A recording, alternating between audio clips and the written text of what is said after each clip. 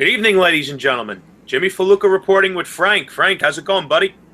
All right. Merry Christmas. Merry Christmas to everyone. Happy Hanukkah, Happy Kwanzaa to all of you that celebrate. Hope you've had a good holiday weekend. I know I did. Frank, Santa Claus bring you any interesting presents? No, it's more bills. Oh, God. But like I mentioned, I got accepted to my new school, so that makes everything fine. I think I speak for everyone that watches this show, that's on the page, all the pages that we're on. When I say congratulations to Frank, he broke his ass and it paid off. Thank you. Frank, listen, I was scrubbing pots for a few years in the hospital before I got the job I got. Hard work always pays off. Of course. Big ups to my partner. Couldn't ask for a better one. But enough of that. Let's get into professional wrestling. Oh, something I've been taking an extended vacation from because I just feel like I felt like I had to. The last 3 weeks, I haven't watched any Raw, or Smackdown. I don't find the enjoyment anymore because I know what's coming, and honestly, I don't want to set myself up for disappointment. What's coming? What's coming? What are your fears? What's coming? John Cena's going to retire The Undertaker. No. And I'm sorry. I have no desire whatsoever to see that. I don't. I just fucking don't. I don't want to see it. I have no desire to see it. Anyone that does want to see John Cena defeat The Undertaker at WrestleMania, I strongly recommend that you get your head examined. No, I made a little video about why John Cena versus The Undertaker at WrestleMania is bad for business. Why is that, Frank? Give us a quick version of that. If it does happen, the Undertaker has to win, and the reason why is if you remember when Brock Lesnar beat The Undertaker, the shock and anger afterwards from the fans, and we know Brock Lesnar and Paul Heyman, they're heels, right? But they get they're supposed to be. They're supposed to be. They get shit. But rest assured, when Paul Heyman mentions the 1 and 21, he triggers the fans. The fans still get triggered, right? You're one of them, right? No, I'm an Undertaker diehard, so of course. Saying, but yeah, you're still.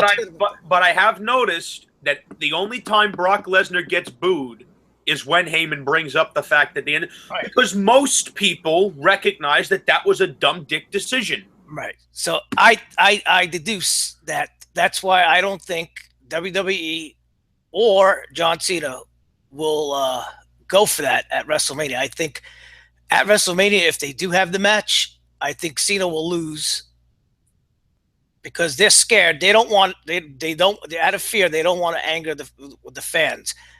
Not only the fans in general, but John Cena's fans. I think it may, let's say he has 50-50, like 50% of the fans. I think maybe 25. I think it's more 60-40, but okay. 40-60. All right, whatever. I'm saying I think they don't even want to risk a backlash against Cena and maybe lose some of his fans. And plus, who's the heel and who's the face? Well, the WWE will portray it like The Undertaker's the heel. Oh, he has to be. That's what I'm saying. The Undertaker would have to be the heel.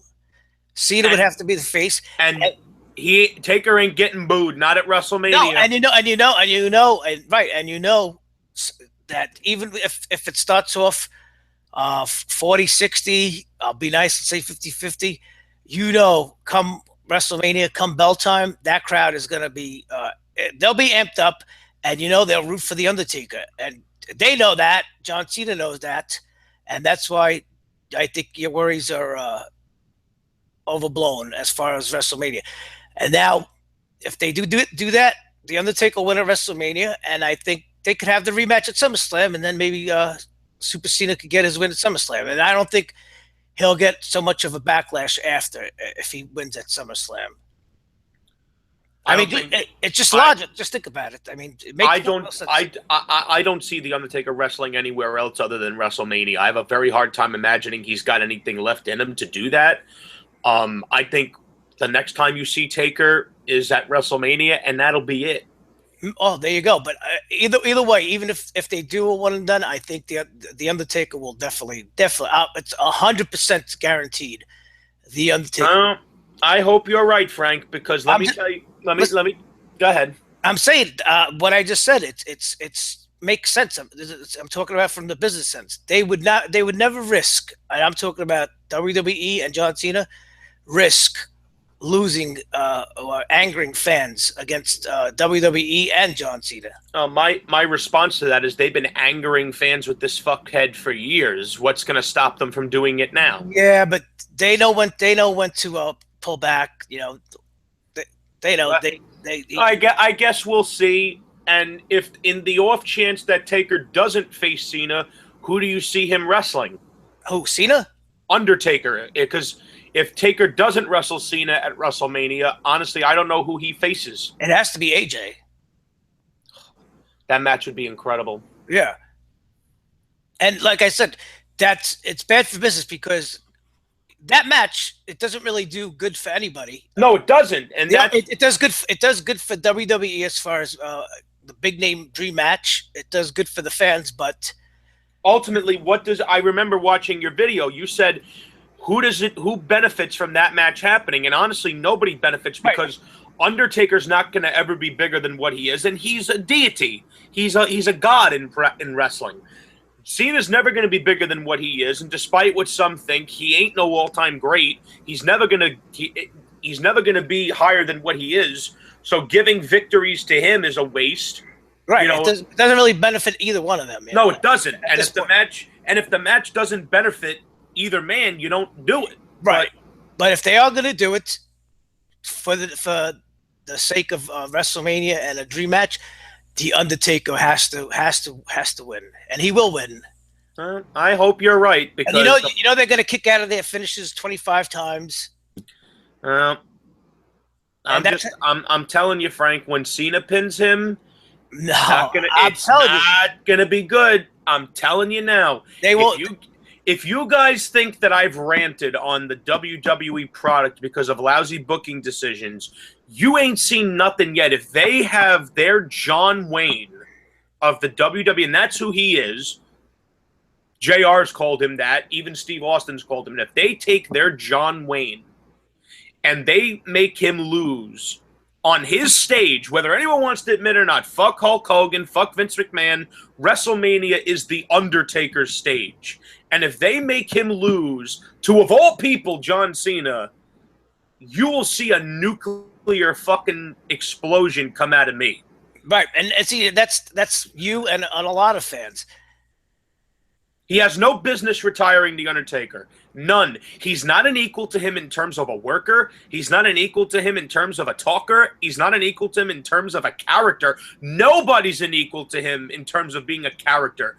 Undertaker's one of the few that consistently evolved, consistently changed with the times.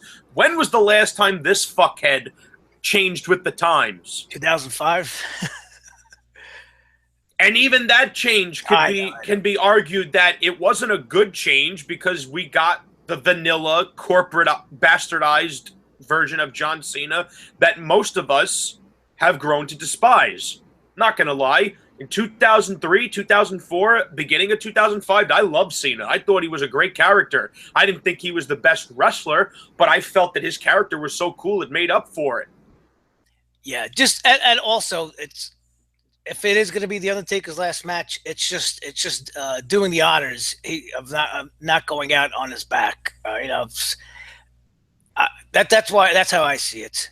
Well, I hope that you're right, Frank. And but there is a but. And remember when I talk about clues, if you remember the last time Taker was on Smackdown, he said WrestleMania is no longer going to define the Undertaker. So what does that mean? I don't know. Does that mean it's okay for him to lose? I hope not. I hope not too. No, I'm joking around. I just think he would be an even bigger fool than he was at WrestleMania 30 going along with that booking decision. Yeah. Because let's look at how Brock Lesnar turned out. He ended up doing a job to a 50-year-old Bill Goldberg. Yeah, well, that's because Roman Reigns isn't over, and most likely last last I checked, Roman Reigns wasn't the only guy on that roster that was worthy of getting that big win against Brock. Right. Yeah, and most likely, Brock probably refused to put over Roman. Uh-huh. Well, I guess, with that, who the hell knows? I don't know. You don't know. I'm just saying, you got to do the deduction. That's probably what happened, because you know that win against the Undertaker was all set up for Roman. Oh, absolutely. And I'm completely convinced that the main reason that Taker ended up dropping the streak was because Vince knew a year in advance that he wanted Roman Reigns to be the guy to take down Brock Lesnar. And honestly, if that's what I feel happened, I'm not saying that definitely is what happened, because I don't know. But if that is what happened, what a dumb fucking decision they made. Well, it was all about giving back to the business and one transferring passing it on from one star to the other star, but Roman never panned out. Duh. And the reason he didn't pan out was because the WWE did what they've been doing with Cena for years. They've been trying to tell the audience who they are supposed to like, and that doesn't work. But even so, I mean, Roman Reigns. So we saw tonight. Cena came back. We got the Cena sucks. You suck. What's funny is that the guy's been gone since No Mercy.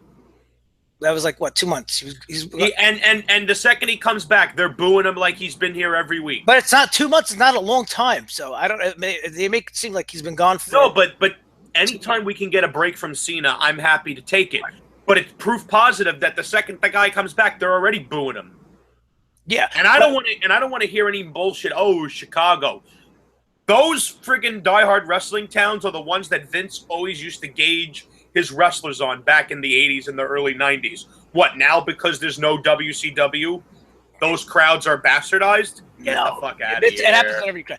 But I'm saying, you see tonight, even though he gets booed, he does pander, and then he turns it around, and he does at least talk, and he does get the point across. I mean, Roman Reigns makes John Cena look like the Ultimate Warrior. Oh, come on! Don't disrespect the Warrior like that. I'm actually giving him praise. I mean, Roman Reigns compared to John Cena as far as charisma and mic skills. Oh my god! That's not saying much. I mean, I don't consider pandering and kissing the fans' asses good promo skills. But I'm saying at least I always say at least he swims with the sharks, and at least he comes out at the end of the promo, at least somewhat standing on his head. What does Roman Reigns do? He can't talk. He's one of the worst talkers I've ever seen on them ever. For a top guy, he might be one of the top 5 worst talkers. The way I feel about Cena is the way Frank feels about Reigns. I look at Cena and I just see garbage. Yeah, but I'm saying Reigns was supposed to be. We all said, "Oh, at least anybody but Cena." Oh yeah, I still feel that way. ABC, anybody but Cena. Yeah, we thought Reigns was going to be at least better, but oh my God, he's turning out to be 10 times worse. He's ultimate trash. John Cena is the reason Roman Reigns is getting booed, and the reason I say that is because the fans have been dictated to who they're supposed to like for the last decade, and they don't want it again. And they recognize that Roman Reigns is going to get that same John Cena treatment. That's why he's being rejected. So, in a way, it is John Cena's fault. Right, but I'm saying at least, like, be nice, at least Cena gets that 40, 60, 50, 50 reaction. Roman Reigns gets, 10, 90, 20, 80? I mean... But what always gets lost in the shuffle, and I'm going to drop names this time, and I really don't care. Go ahead. Guys like Andrew, who I like him. Who, the phenomenal AJ? No, Andrew Gulick. He's on the OWN page with us. Guys like Nick Durst. Nick, you know I love you. I think that you're a lot smarter than I gave you credit for being. Thomas James, I could go either way with the guy. What you guys don't fucking understand, and I've been trying to beat this into your fucking heads for years, because the fucking Rock said it himself. The guy that you guys think is a bigger star than Hulk Hogan and Stone Cold. When they were all wrestling, Rock was always the third guy. It was always Austin, Hogan, and Rock. When Rock went to Hollywood, Hogan and Austin were already retired, so it's not an equal level playing field. The Rock himself has admitted when you're a babyface and the crowd doesn't like you, you've got a problem. As a character, you have a problem. And the only reason that the WWE as an organization has been able to get away with having guys like Cena, like Reigns, in the top spots getting booed the majority of the time is because they have no competition to kick them in their ass. Frank, give me 100% honesty. Don't pull any punches. If WWE had legitimate competition that could put them out of business, would guys like Cena and Reigns who get rejected from the crowd be in those top spots? Hell no. If at least, the very least, they would turn them heel. Why is that? Heel. Because they don't have to. They don't have to. They have no competition. No, what I'm asking you is, why would they do that if they had competition? To shake things up. You know, the terrible thing is I'm spewing pure fucking logic, but then I get called, oh, you're part of the IWC. Oh, go fucking suck a dick. That's what everybody has been clamoring for with Cena and now Reigns to turn them heel. But you know what? They are heels. So, I mean, look at tonight. Cena comes in and he says, the new era BS. It's still the John Cena era. And then he challenges, he inserts himself as the #1 contender. And what does he say? Because I'm John Cena. Recognize that. And he drops the mic. That's a heel. But then he turns around and he shakes AJ's hand. So he's a tweeter. He's I don't know what the hell he is. To me, a heel is somebody who does dastardly things and the announcers call them out on it. Like, perfect example, Triple H and Jim Ross. Think about how Jim Ross would describe how Triple H acted. Oh yeah, from 2003 all the way up to 2006. Think about how JR would call the things that Triple H would do. That's a heel. He's a bastard. It's not that complicated. Right. So now with Cena, they always send you mixed signals. He trolls the fans. The fucking heel announcers. Oh, he's Big Match John. JBL, you dumb motherfucker. They have to do that. But it's now with Cena, it's definitely he has been, and he'll keep being. He'll just be. He's a tweeter. He trolls. He always trolls. He's one of the biggest trolls. He is. He's the next to Triple H and Vince. He's the biggest troll in the history of wrestling. And what I would love to be able to say to this guy is, you know, deep down in your heart, that if WWE had to listen to their crowds, you would not be the same character you are. He would turn heel, and he'd probably do a good job, and it would shake. I've said 1,000 times. How many great programs did we miss out on for him not turning heel? I mean, could you imagine him working a full-fledged heel against The Rock the first time they wrestled? Could you imagine him working as a heel against CM Punk when CM Punk got hot? Could you imagine him as a heel when Daniel Bryan was the biggest fucking babyface in the company? You want to know why those programs would have worked? Because you'd believe it. That John Cena's a freaking privileged pretty boy who gets everything handed to him because he does whatever Vince McMahon tells him to. He tells him to jump, and John asks, "How high, Vinny?" Jesus. All he has to do is get rid of those T-shirts and start wearing a suit, and that's it. It's like the Miz. I can't believe that. For the majority, the last half of 2016, I'm praising the Miz. The Miz is the greatest villain in WWE right now. He's the greatest villain in WWE right now because, number one, the way he acts is very believable. Number two, he makes you want to see him get his ass kicked. That's his job, yeah. And guess what? Because he's a great heel, I enjoy hating him. Because I'm looking forward to WrestleMania when whoever Daniel Bryan picks, hoping it's Samoa Joe, whips his ass. That's how it's supposed to be. And he's been entertaining. He's entertaining. Yes. He's been an entertaining heel, not to the point where I'm going to cheer him. Because if he's going up against someone like an AJ Styles or a Samoa Joe or, a good babyface, I'm not going to cheer him. Fuck him. Right. But yeah, he's doing his job. The Miz has done his job as a heel better than Cena and Reigns as a babyface combined. Right. Yes.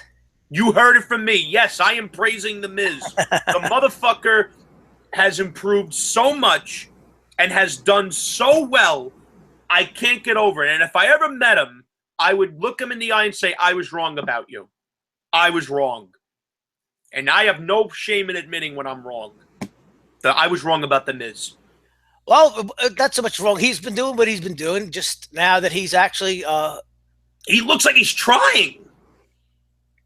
Yeah, that's how it comes off. He comes off like he's actually trying. Right. He's been pretty much before this year, from 2012 to 2015. He's just been coasting along, a wimp. Just somebody who gets beat up and punked and punched. I'll never feel like. Yeah. But on Miz TV, how many times do just people just diss him and well, now the Miz is a credible villain. Yeah. And Christ knows WWE desperately needs credible villains. We don't have that on Raw. The only credible villain you have on Raw is Braun Strowman, who couldn't work a fucking damn if you gave him the ghost of Dusty Rhodes to work with. Yeah. And you know what's coming up for him. He's just getting fattened up for Roman Reigns. You know that's gonna happen. That's exactly. Why do you think that they've been building him up for Roman Reigns? He's already gonna face Roman Reigns probably at the next. What's the Royal Rumble and what's the next one after? Elimination Chamber's a SmackDown pay-per-view, so for Raw it would be WrestleMania. No, I think it's gonna be there'll be a Raw pay-per-view in it's February. I think Fastlane. I'm not sure. Probably Fastlane. I'm not sure, but anyways, yeah, Cena returned tonight to SmackDown, and as usual, he comes out, he gets fucking booed. He actually returned last night at a house show on television. I mean, oh yeah, but yeah, last night he was advertised for the longest. It was a 3-way match between AJ, Ambrose, and Cena, and now he's gonna face AJ at Royal Rumble. And did you see there was a leaked poster of Elimination Chamber? Yeah, it's Cena versus AJ, 2 out of 3 falls. So what does that mean? I don't know. And honestly, I'm at the point where I say to myself, why aggravate yourself? Listen, I'm at the point now. Whenever he's gonna wrestle, I just will walk out of the room. I know it's getting it's cringy. I don't want to be in the room when he fucking wins that belt. Well, go ahead. Because the fact is, I understand that you think he's overrated. Cena couldn't lace Ric Flair's boots on his best day. Yeah, I told you I don't really care about a number of title reigns. I put more stock in how long the title reign is.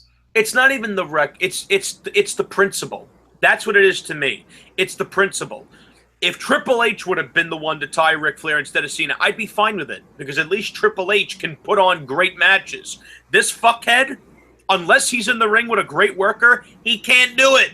Yeah. How many great matches has this guy had with The Miz? How many great matches did he have with Great Khali? How many great matches did he have with Sheamus? I mean, geez fucking Christ. Every single match that guy's been praised for, he's been in the ring with a way superior worker. Is that by coincidence? And he always gets the kick at it too, and the crowd falls for it, and they start chanting, "This is awesome." Of course. Listen, if every single match on the card is only 10 minutes, and it's 10 minutes of just a little, and that one match has 10,000 kickouts and kicking out of each other's finishes, of course you're going to think that one match is great. Yeah. This guy gets all the booking advantages. Right. But even if he does get that 16 title run, which he will eventually, but he won't hold it for more than a month and a half tops. He'll just drop it. That, like I said, that part of his career is over. It's been over. And now tonight, you see, he addressed it. It's like, I'm even being labeled part-timer. Yeah, you are a part-timer. He's a hypocrite. All the shit that he talked about the fucking Rock, he's doing now. Of course, that was just to get an edge on The Rock. Yeah. Listen, if you've been a top guy for this long, the next step is to go to Hollywood. If you're that big of a star, you should want to go into movies. And Funny, he did that freaking show True Grit, and the ratings were fucking lousy. Was it True Grit or was it American? What was it? I don't know. American Grit. American Grit, whatever the fuck it was. Oh, well, that's because it was on at 10 o'clock and had a bad time slot. Sorry, this isn't WWE. You don't get to make excuses for Big Match John. If he's that great, that won't matter what time he is. Right. But whatever. I mean, he's got a new movie coming out next year called The Wall. I like to build a wall around him so I don't have to see him anymore. And he doesn't sell movies that good either. He gets shot by a 50 caliber. He doesn't sell it. He just lays on the ground and grins and makes jokes. Oh, absolutely. Yeah, because that's all he's got. Because, you can't – that's all you can do when you don't have talent. Sorry, guys. I'm a fucking full-fledged John Cena hater. I look at him and I see trash. Trash. Yes, I'm stealing. Yes, I'm stealing from Bruce Blitz because I fucking admire that motherfucker. One of the first people to come on fucking YouTube and say it for what he fucking is. He is trash. And I will ask again before we transition. If WWE had competition that could put them out of business, Frank, would John Cena be the character he's been for the last decade? Not for this. Not straight. They would have. They would have did something to shake things up. I rest my case. Now I don't want to talk about that cocksucker. Now Frank has a question that he feels needs to be answered, and I agree with him. We have to ask ourselves, is SmackDown better than Raw? Frank, please present your side. Well, just if anybody saw the match that closed out tonight's SmackDown, that pretty much answers the question. SmackDown's just it's an actual wrestling show. It's just better. Even though it's WWE still, SmackDown just gets presented as more of a wrestling show. You see matches like we saw tonight, that three-way match between AJ, Ziggler, and Corbin. And now I guess it looks like Corbin is getting a big push, huh? I got no problem with that.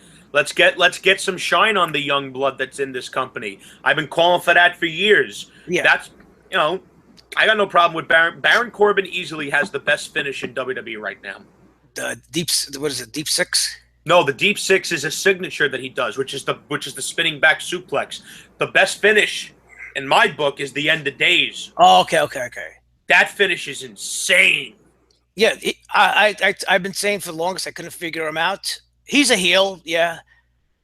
But if they played the cards right, he could be a great anti-hero, but everyone can't be an anti-hero. I look at the guy on SmackDown that I think would be best suited to be an anti-hero is easily Bray Wyatt.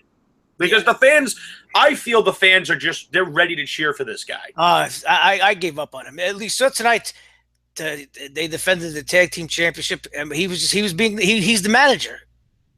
And that's another thing. See, at least on SmackDown, they pushed the right people. And who won tonight? Who won the tag team titles tonight? American Alpha.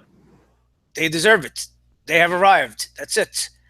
Now I know you're happy about that. Well, I'm saying it's just it wasn't a matter of if. Listen, I'm conflicted in a way because it was Bray Wyatt's first title, and to me that in itself is a fucking travesty. That after all this time he's been in the company, that's the only belt he's held is a tag title. I don't even think it is him. He never defended it. They never. It was always Luke Harper wore both belts. I don't even think they don't care about Bray Wyatt. They just don't. Just look at it. I mean, come on, just look at it. He loses all the time. He's a manager. They just don't want him getting over, I guess. And that's a shame because he's the total package. But not to damper on the parade of American Alpha, they're easily my favorite tag team, and I could say that because I actually bought their T-shirt. Frank knows I won't spend money on a T-shirt on a wrestler that I don't believe in. The second their T-shirt came out, I bought it.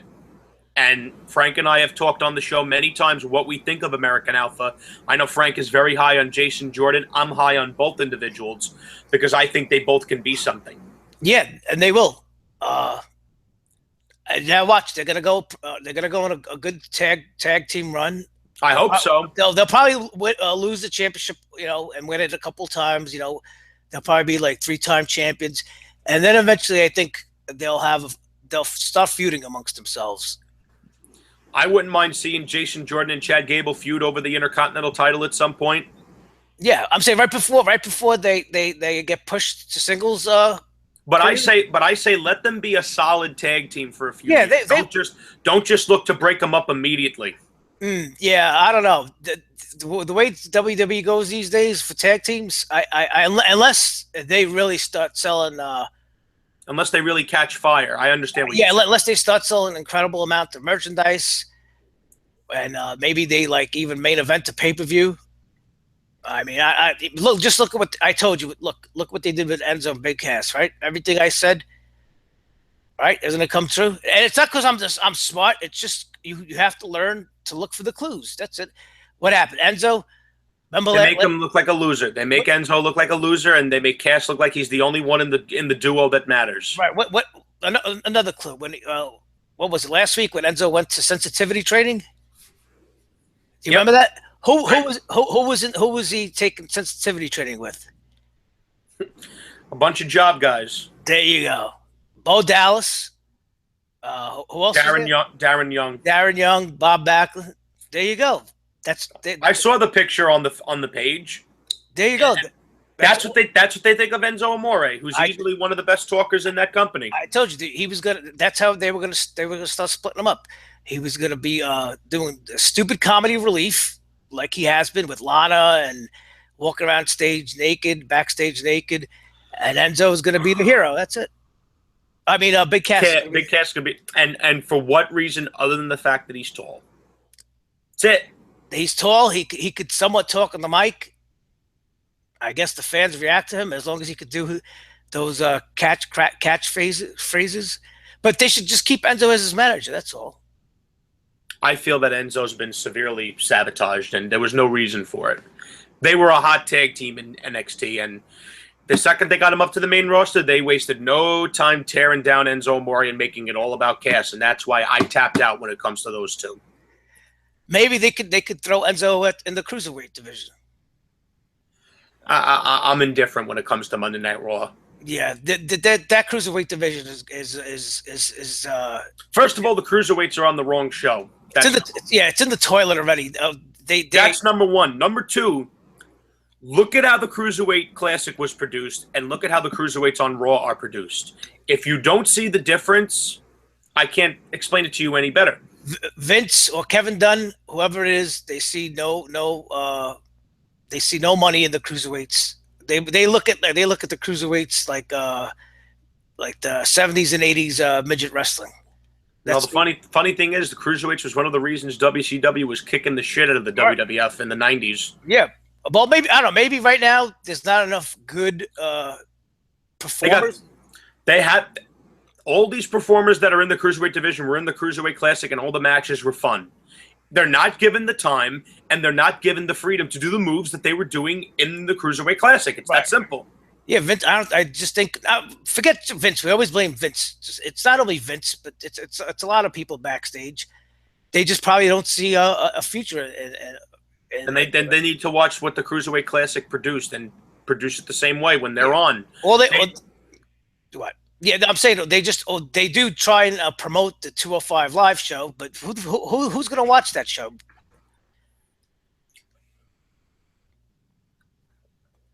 It's idiotic. It's just like NXT. I say it all the time. Look at how the Wyatts were booked in NXT, and look at how they're booked now. Look at how Kevin Owens was booked in NXT, and look at how he's booked now as Universal Champion. Yeah, that's why I've always told you, NXT is fool's gold. It's a developmental brand. Everybody on NXT who are stars, who are projected to go to the main roster, they're going to be presented like gold. But once they go to the main roster, they book them like shit. They book them like gold on NXT, so that when they get to the main roster, the fans accept them as credible. But then they're on their own. They're on their own to sink or swim on the main roster. That's why NXT is the PG version of ECW. In ECW, they used to do the same thing. There was wrestlers in ECW who never got over anywhere, but when they went to ECW, they got over like $1 million because Paul Heyman booked them as stars, just like they do on NXT. But that's the funny thing. People expect the guys to be booked like shit and to still draw money. That's not how it works. You can't present someone as a loser and then expect them to draw money. The club is not going to draw a fucking dime in the United States. Look at how they've been presented since they started. In Japan, they were drawing tons of money. Right. Well, like I said, they don't. For certain performers, they don't want them to get over. WWE only wants certain individuals to be over, and they only want to make money off of certain individuals. That's the way they've been running things since WCW went under. And if you say otherwise, you're full of shit. No, you could even, you hear clues in the CM Punk shoot interview when he was offered so many things and they wouldn't give it to him, then they would give it to other people. John Cena. Yeah. Sheamus. I even learned that Slim Jim offered to give CM Punk the commercial. Think about that. Yeah. Oh yeah. I know. I just learned about that the other day. And then you hear Ryback, same thing. Was it Flex Magazine wants him on the cover? Flex Magazine wanted Ryback on the cover, and they didn't want him on there. Nope. It's funny because when a talent comes to you and they're given an offer to do something that could possibly make them extra money and could open the doors for the talent to make extra money, why would you tell them no? Listen, and apparently these guys are independent contractors. Yeah. Listen. We That's could, another crock of shit. We could bash WWE. It's been going on in wrestling forever. Even I remember in WCW, I remember Steve Austin said in an interview once about Dusty Rhodes promising him a run with the U.S. title and then never did nothing. Yeah. So that's just the nature of the business. You get politicized, and that's it. Politics is the worst thing in professional wrestling because it prevents talent from being the best they could be, and it prevents the most money from being made. Right. So the worst thing that ever happened was WCW going under because now these guys and girls, they can't go anywhere else. Like a Steve Austin, he left WCW and then he went to ECW and WWE, WWF at the time, and he became a big star. Somebody today who leaves WWE, where are they going to go? TNA? A lot of them are working the independents and are making a good amount of money. Like Cody Rhodes right now. Now he went to Japan and he's enjoying a lot of success over there. But they're never going to be the stars that they would be in the United States. If you know what I mean. In Japan, they are. Japan takes professional wrestling very seriously, and they present their wrestlers like stars. You look at Shinsuke Nakamura, the fucking aura he has here. When he's in Japan, he holds the entire stadium of people in the palm of his hand. Listen, we see that we saw that in the '90s when the Japanese baseball players started coming over to the major leagues.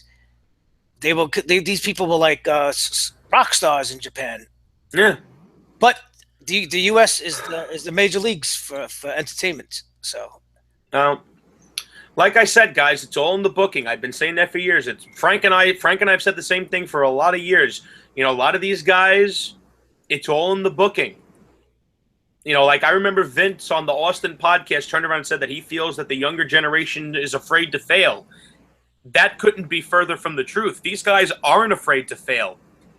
There's an acceptance of failure because they know that there's only a certain level they're allowed to get to, and they recognize that isn't nearly high enough for them to be able to succeed because they know the company's only going to let them get to a certain level, and once they start to fizzle down, pretty soon they're down here, and they're not even in the picture anymore. I don't understand that. That's like when you say that, when you tell somebody, a performer, they're afraid to fail or they're afraid to grab the brass ring, that's a layman's term for trying to get yourself over. And then if you get yourself over, you get punished. Yeah, I love how Vince says the last guy to try to grab the brass ring was John Cena. Really, I guess CM Punk just didn't reach high enough. I guess Daniel Bryan just had it handed to him thanks to the fans through no trying of his own. I guess fucking Ryback didn't try to grab the brass ring. I guess in 2015, Kevin Owens wasn't trying to grab it. I don't know. please. I really don't know exactly what they mean by that. I don't know. I really see, as a fan, your knowledge is this so limited, and you can only speculate. I don't know what they tell them they can do and what they can't do. Well, Bob Holly has said several times. You know, he even had the interview with the podcast I listen to every Sunday, Solid Monster. He turned around and he said, you know, they tell the guys, you have to get yourselves over. You guys are responsible for your own push. But then when somebody like a Dolph Ziggler gets himself over and he never gets pushed equal to how over he is, you know, you basically just confuse the entire locker room. It's like Damian Sandow. Damian Sandow got himself over. And what did they do with him? But yet Roman Reigns, who's been rejected from the crowd, still gets pushed. That's from Bob Holly. That ain't from me. If you don't believe me, look it up yourself. Bob Holly's saying, you know, some of these guys come up from NXT and they get booked like shit and they fizzle out and they stop pushing them and they pull the plug on them. Well, how come they haven't pulled the plug on Roman Reigns? Because Roman Reigns is the guy that they want in the forefront. Yeah, because they like I've said a million times, they've invested so much TV time and so much money in him. They want to try to get something out of it, but they have no choice now. They have no choice now but to go all the way with him. Yep. If they continue pushing him the way they are, he's still not going to go nowhere. It's not going to make a damn bit of difference. It's not going to be like Cena, where you'll be able to go 10 years of nothing but Roman Reigns in the main event. By the way, screw this fucking Shield reunion tease. I don't want to see the Shield, and people can't even. I don't understand. A lot of fans are dumb. 1 minute they boom Roman Reigns, but then as soon as it's the Shield reunion, oh my god, then they start cheering. They're falling for the boo Shield, which is Seth Rollins. Yeah. But if you just booed Roman Reigns, so now all of a sudden because they said the Shield. Now you start cheering again? Because a lot of people love the Shield. They missed the Shield and they loved it. They didn't want them to break up. That version of Roman Reigns was the Roman Reigns the fans clamored for, not John Cena 2.0. So I understand that. However, I also recognize that this little Shield reunion on Raw, it's just Seth Rollins serving the role of Dean Ambrose in 2015. He's Roman Reigns' boo Shield. Yeah, he's taking his place now, so he could shield him from some boos and get him some cheers. And every time the fans cheer, whoever's in the back goes, "See, I told you it'd work." But every time Roman Reigns is out there on his own, he gets booed. Right. Then they start. Then they viciously. Yeah. Then they convince themselves that the fans is booing him because it's trendy to boo him. Really, they've been booing him since the Royal Rumble of 2015. Those boos are really cheers. That's what they convinced themselves with. They jerked themselves off. But no, like Frank and I said, you know, I know Frank feels that SmackDown's the better show. I can't say I've watched a lot lately because, like I said, I needed to take a break because I know what's coming and I don't want to set myself up for disappointment. And even if it's 2 hours, yeah, you could say that's the easy thing to point to. That SmackDown's 2 hours and Raw's 3 hours. But I don't even think that anymore. If Raw was 2 hours, it'd be just as boring. Just less people would get on. That's it. Well, Frank, to close the show out, what do you feel makes SmackDown the better show? In detail, what do you feel makes SmackDown better than Raw? There's a plethora of reasons. Number one, the announcers. I like Mauro Ranallo. Michael Cole sucks. I hate him. I hate him just as much. No, I do. I hate him. I hate him just as much as I hate Roman Reigns. And that's why I posted that video of The Rock abusing Michael Cole. Because that's what he is. He's an abuse case. That's all he is. And it's just SmackDown moves at a faster pace. They have quick, concise storylines. The rest of the in-ring action is better. And Raw is the Stephanie McMahon show and the Roman Reigns show. That's it. Do you ever see Shane McMahon on SmackDown that much? Once in a blue moon for 5 seconds. But Stephanie, and even Daniel Bryan, you see little sporadic, showings of him, but he's not the show. Right. And still, even in as 2016 drew to a close, guess who opened up Raw? Stephanie McMahon. And what'd you think about that bullshit she said about to the fans? Oh, I'm so glad you brought this up because I want to say something about that. Okay. Because I'm sure a lot of the CM Punk haters out there were loving that. And here's my response. I hate Phil Brooks. I've said that several times on our show for years because of the way he treated me when I met him. And no, I didn't just rush up to him like some bumbling fucking idiot. I actually paid for a ticket to meet him at an event. That's just his personality. I don't give a fuck. When people are paying money to see you and they're telling you, thank you for all that you've done, you've made it fun for me again, and you just act like you don't give a fuck. Wow, I wish I never met the guy because I would have never ruined my image of him. Because I would think that he would have the fucking sense to recognize, yeah, I'm responsible for getting myself over, but without the fans believing in me, nothing I say would matter. He didn't recognize that, so fuck him as a person. However, in terms of what Stephanie McMahon had to say, number one, these guys that are fucking laughing about what she said, I don't see any of you motherfuckers looking to gear it up and go into the octagon because you ain't got the fucking balls to do it. That's number one. He had the balls to do it. Something none of you fucking guys, you keyboard warriors who've never been in a real fight in your fucking life, have never done. That's number one. Number two, she fucking hates his guts for the simple reason that she couldn't control him. He ain't like 99.9% of the roster in that locker room that line up with their dicks out to be cut off by the McMahons. This guy demanded his worth, wouldn't accept anything less, and when he had it up to here with them, he said, fuck you, take your money, stick it up your ass, I'm going home. And he made them a lot of money. That's the thing. In spite of their lousy booking, he made them a lot of money. And yes, it was lousy booking. And oh, wait, James, what do you mean? They made him champion for almost 2 years. What do you mean lousy booking? He was in the middle of the card for that entire fucking run. I mean, Jesus. John Laurinaitis and The Big Show were in the main event while he was in the middle of the card as the WWE champion. Someone explain that to me. Going up against Ryback? No, they were going up against Cena. No, I'm saying who was Punk mostly feuding with during that time? Del Rio, Ryback? Del Rio, Chris Jericho, Ryback, Cena. And they turned him heel at the height of his popularity. I wonder who pulled that move. You know, politics were played on him. He gets more over than anyone else in the company. He outsells John Cena in merchandise. With less merchandise available. With less available, yes. And he has this great fucking babyface DVD that's released, and it makes them a ton of cash. So the logical thing is to turn him heel, right? Because he's getting too fucking over. We can't have that. He wanted John Cena's spot, and they were never willing to give it to him. No matter how over he was, no matter how much more money he made them. Because you said it, they can't control him. They knew they could control Cena. Of course they can control Cena because he's a bitch.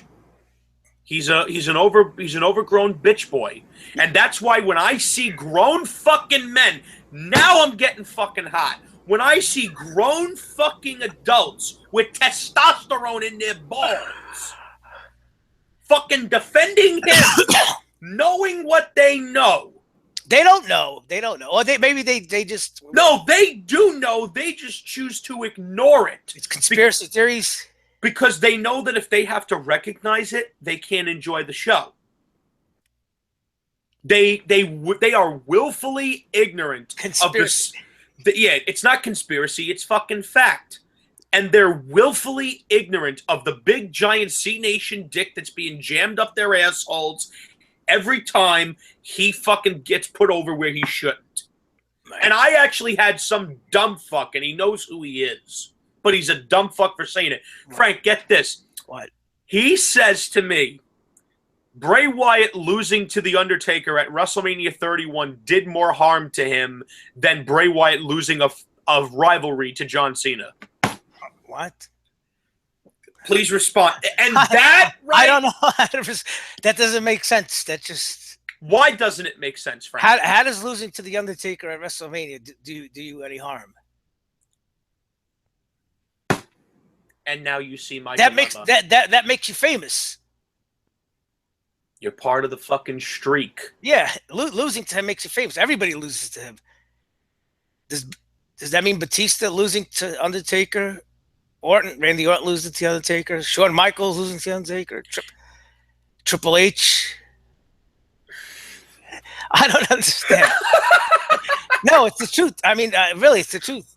Bray Wyatt losing to The Undertaker did more harm to him than losing a rivalry to Cena. That is the stupidity of the internet wrestling community. Yes, I'm going to use that stupid-ass friggin' logic term. The bubble. That's the bubble. The WWE bubble. They don't give a fuck about nothing else outside of that bubble. They apologize for absolutely everything and anything that they do. And you dumb fucks are calling for Cena to pin The Undertaker's shoulders to the mat at WrestleMania 33. Are you that stupid? Yes, you are. Because they want to go around bragging to everybody that he's the GOAT. He's the greatest of all time. Frank, did he draw? I want to know, because you're obviously Frank is a smart man, Mr. Masters over here. Yeah, that's my new character now. Masters. I'm going to start calling Mr. Masters. Tell me, Mr. Masters, did John Cena draw anywhere close to what Hulk Hogan, Stone Cold, and The Rock did? No way. And I don't want to hear about the WWE did the most money financially. If Hulk Hogan was wrestling now in his prime, the WWE would have 4 million subscribers, maybe 5, and they would forget it. They would be on Channel 4 on Saturday night's main event would be on again. Give me a break. And this is why I don't want to watch wrestling anymore, because I know that it's always going to be about him. It's always going to be about who their hand-chosen favorites are, and I don't want no fucking part of it. Because why should I get myself excited over guys like fucking AJ Styles, who's the best wrestler in the world, and he's just being prodded up just to be fed to somebody who doesn't need the fucking belt? But wait. Why should I get excited about Kevin Owens? AJ Styles beat Cena 3 times already. And Cena's about to get his win back. So that means Cena wins the rivalry. I don't know. I mean, it's just like every feud that Cena's in. I will give a little bit of credit. He did put over AJ tonight. He did put him over tonight when he said that they don't want none. And he put him over, and he respects him, and then he shook his hand, so he did put him over. I got to give him a little credit. Yeah, Frank, I'll shake your hand too right before I beat you. No, I think he does recognize that AJ is they need AJ, you know. And he needs AJ, because without AJ, who has he wrestled in the last 6 months? Nobody but AJ. He needs AJ to have great matches. Don't think he's not that stupid. I think his fans are that stupid. Well, yeah, they're just brainwashed. Like I said, they grew up. That was John Cena was their Yankees.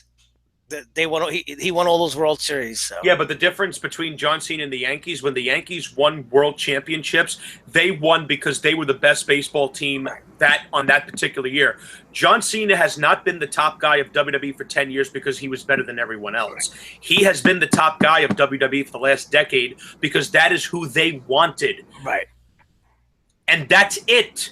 If WWE had competition that could put them out of business, Cena would not have been in the spot that he's in for as long as he has been. That is not an opinion. That is a fucking fact. Listen, to close it out, when you talk about the biggest draws in history, Hulk Hogan, Stone Cold, whoever, The Rock, the Ultimate Warrior, Macho Man, Cena, Reigns, the NWO, all those people brought in new viewers. They added viewers. They increased ratings, right? Yes. They increased attendance. Yes. Could you say that about Cena? Could you say that about Reigns? Not a chance in hell. Cena, as the face of the company, didn't increase ratings. He might have kept them steady and then declined slowly. Reigns did it go from a 2.6 to a 4.2 with Reigns as champion? Nope. It went in the opposite direction. Right. So there you go. That's how you answer it. And they know that. But like you said, because there's no competition, they are happy or content with just keeping it steady. That's it. The devil's work is idle hands.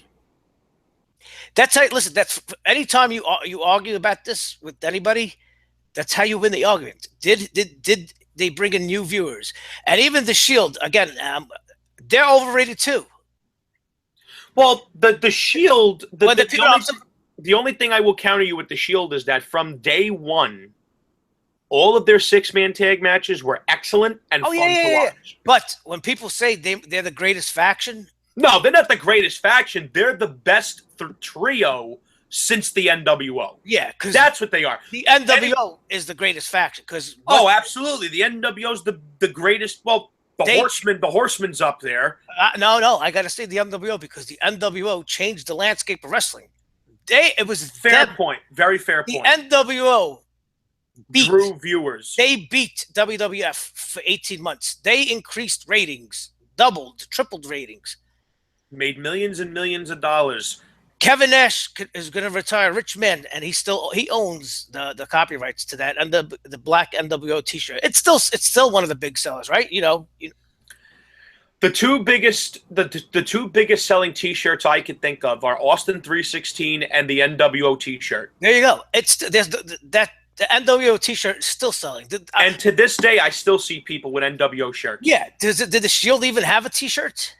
Not really. They had a couple of T-shirts, but nothing that nothing that ever really moved the needle.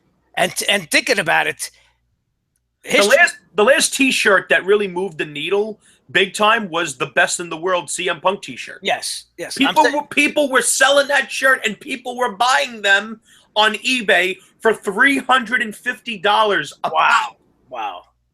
I mean, Jesus Christ. And history is looking back now at the Shield as a failure, overrated. Think about it. When those guys came up, it looked like they did all become world champions. It looked like they were all going to have big, successful singles careers. They were going to be the faces of the company. Have they been? Seth Rollins as champion was a failure. Dean Ambrose, they fucking sabotaged him, and Roman Reigns. We know this, yeah. He's the poster boy of maybe being the biggest failure ever. And it's a shame because I do believe he has talent.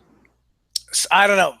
Only in certain situations, but Roman Reigns is the victim of being a good wrestler with bad, terrible booking. I don't know. I can't defend him anymore. No, I'm not defending him either because any real thinking individual recognizes that it's the booking that's killing him.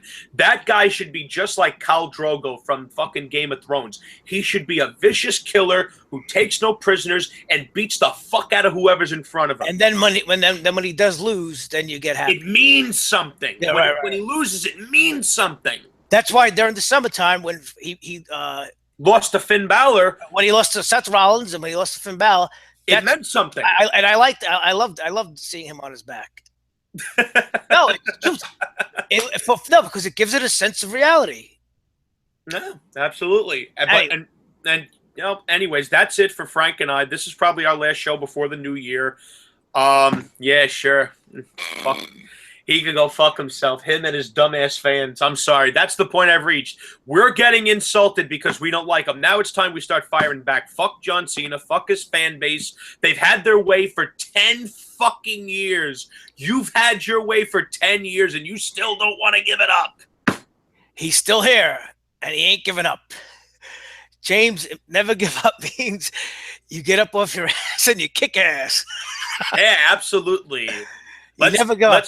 Absolutely. That's why Just like we're never going to have the new era because this fuck never gives up. So of course not. Of course not. You know, why would he? Why would he pass the torch?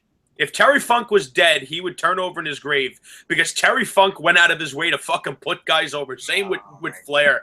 And this guy's going to tie Ric Flair's record as the greatest world heavyweight champion of all time. That's like people comparing Mayweather to fucking Muhammad Ali, who died this year.